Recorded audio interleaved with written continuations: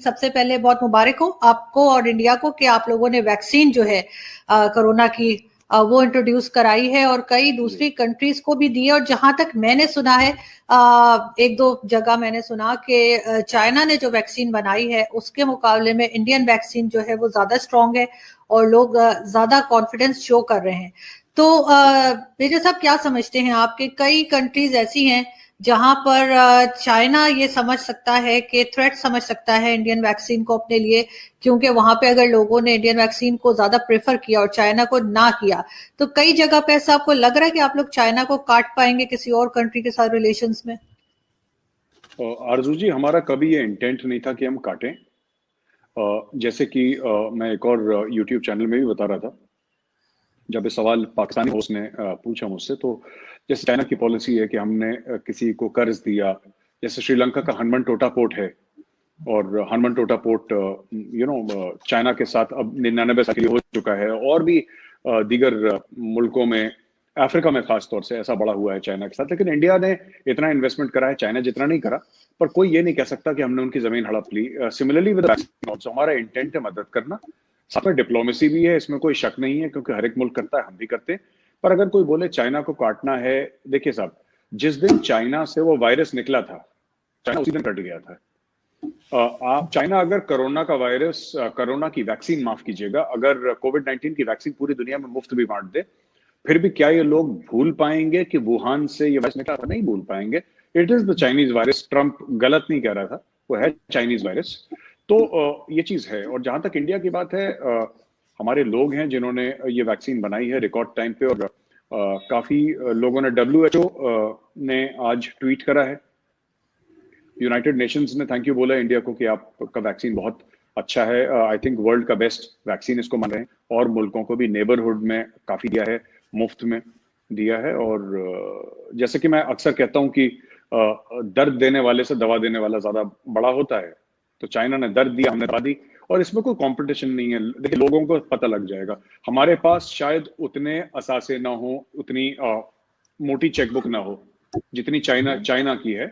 ये बात भी चाहती, क्योंकि China is much much bigger as far as their economy is concern as compare to India. लेकिन जैसे अफगानिस्तान में जो हमने इन्वेस्टमेंट करी है, कोई अफगानिस्तान का जो बाशिंदा है या कोई शहरी है, वो ये नहीं कह सकता कि भारत ने फायदा उठाया है हमारा, या हमारी 1 इंच भी जमीन पे बुरी नजर डाली। लेना तो बहुत बड़ी बात है, हमने नहीं करी।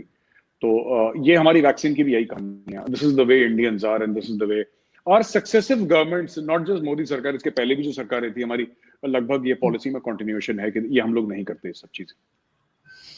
बिल्कुल सर, जैसे हम चाइना की बात कर रहे हैं, तो आप लोग यूनाइटेड नेशन में एक लेकर गए हैं एप्लीकेशन, या जो भी कहेंगे कंप्लेन, पाकिस्तान के अगेंस्ट के माइनॉरिटीज के साथ जो कुछ यहाँ पर हो रहा है। हमने एक शो भी किया था उस पे, if I am not wrong. तो आप क्या समझते हैं कि जो चाइनीज मुस्लिम्स हैं उनके साथ जो हो रहा है, तो उसके बारे में क्यों इंडिया बात नहीं कर सकता या नहीं कर रहा? क्योंकि ये तो ह्यूमन राइट्स इशू है ना, ये किसी रिलीजन से रिलेटेड बात नहीं है। नहीं, देखिए, इंडिया तो बात कर ही रहा है, हम लोग तो बात कर ही रहे हैं मीडिया में, हम लोग तो बात कर ही रहे हैं, और मैंने खुद ये बात तो कई बार उठाई है इन सब चीजों की। लेकिन देखिए ना, बात ये है कि लोग कहते हैं कि, और मैं किसी को बड़ा या छोटा नहीं कहता इसमें, बट मैं ये आज ये पूछना चाहूंगा, पूरे जो इस्लामिक दुनिया है, जो 57 कंट्रीज या 56 ऐसी कुछ हैं OIC की, कि उन्होंने आवाज क्यों नहीं उठाई? उनको क्या हो गया? चलिए, जैसे कई लोग कहते हैं कि आप हमारे लिए कहते हैं कि तुम गैर मुसलमान हो, तुम बुरे हो, तुम काफिर हो, तुम ये हो। ठीक है, हम बुरे हैं और हम गैर मुसलमान हैं, हम बुरे लोग हैं, लेकिन आप तो अच्छे हैं। आप अगर बेहतर हैं हमसे, तो आप तो कुछ ऐसा करिए जो इस बात को साबित करे कि आप हमसे बेहतर हैं, और आप आवाज उठाइए सबके सामने, पूरी दुनिया के सामने आवाज उठाइए कि चीन क्या कर रहा है, चीन को ऐसा नहीं करना चाहिए। और देखिए, एक तो होता है गवर्नमेंट, हर एक सरकार अपने मफादात के हिसाब से चलती है, अपने इंटरेस्ट्स के हिसाब से चलती है, और government of India is no different. अगर हम बोले कि नहीं साहब हमारी गवर्नमेंट कुछ अलग है, तो ऐसी गवर्नमेंट नहीं है हमारी भी गवर्नमेंट ऐसी सारी। बट आपने देखा होगा काफी इंडियन इसके बारे में बात करते हैं, और हमारे जो सोशल स्फेयर है उसमें काफी इसके बारे में, जो उइगर मुसलमान है उनके बारे में बातचीत होती है, और सबके बारे में बात होती है। जो इंडिया में गलत हो रहा है उसके बारे में बातचीत होती है, पाकिस्तान में होता है उसके बारे में बातचीत, मतलब यहाँ पे बातचीत हर मसले के ऊपर होती है। तो मुझे लगता है कि पहला फर्ज इसलिए क्योंकि ओआईसी बनी आरजू जी इसीलिए थी। ओआईसी वाज क्रिएटेड और to be the voice of Muslims. So OIC अगर नहीं बोल रहा है तो इसमें सोचने की जरूरत है।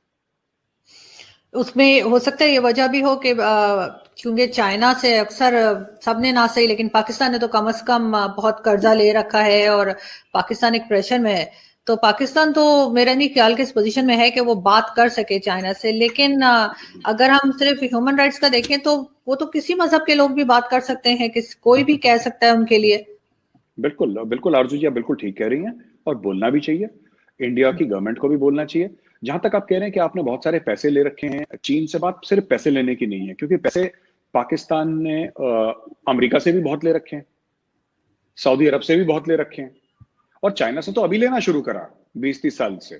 उसके पहले तो 1947 से अमेरिका से ले रहे थे। लेकिन अमेरिका, आपको पता नहीं, शायद पाकिस्तानियों को पता है, नहीं पता है, लेकिन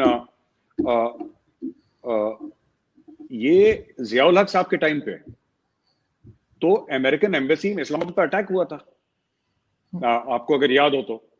और पाकिस्तानी भीड़ ने ही अमेरिकन एम्बेसी के ऊपर बिल्कुल हल्ला बोल दिया था, अटैक कर दिया था। कुछ एम्बेसी का हिस्सा जल भी गया था उस वक्त, तब भी तो पाकिस्तान पैसे ले रहा था।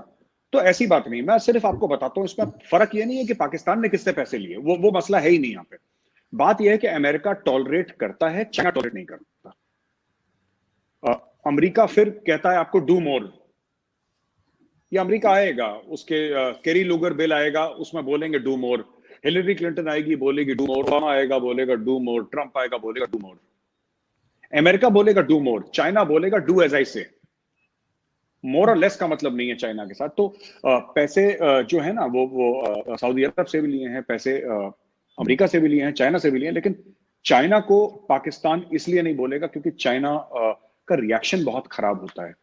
अमेरिका को अगर आप बोलेंगे ना कि ये काम हम नहीं कर सकते क्योंकि पाकिस्तान का आवाम इस चीज को कबूल नहीं करेगा, अगर आप अमेरिका को बोलेंगे, उनसे बिलियंस ऑफ डॉलर्स, अरबों डॉलर लेने के बाद भी अगर आप अमेरिका को ये बोल देंगे साहब हम ये काम नहीं करेंगे क्योंकि पाकिस्तानी आवाम ये कबूल नहीं करेगा, तो कहीं ना कहीं अमेरिका ये बात करेगा, अच्छा ठीक है चलो इसको ऐसे कर लेते हैं। चीन को आप ये नहीं कहते कि हमारा आवाम कबूल नहीं करेगा, क्योंकि चीन खुद के आवाम में इंटरेस्टेड नहीं है, वो आपके आवाम में क्या इंटरेस्टेड होगा।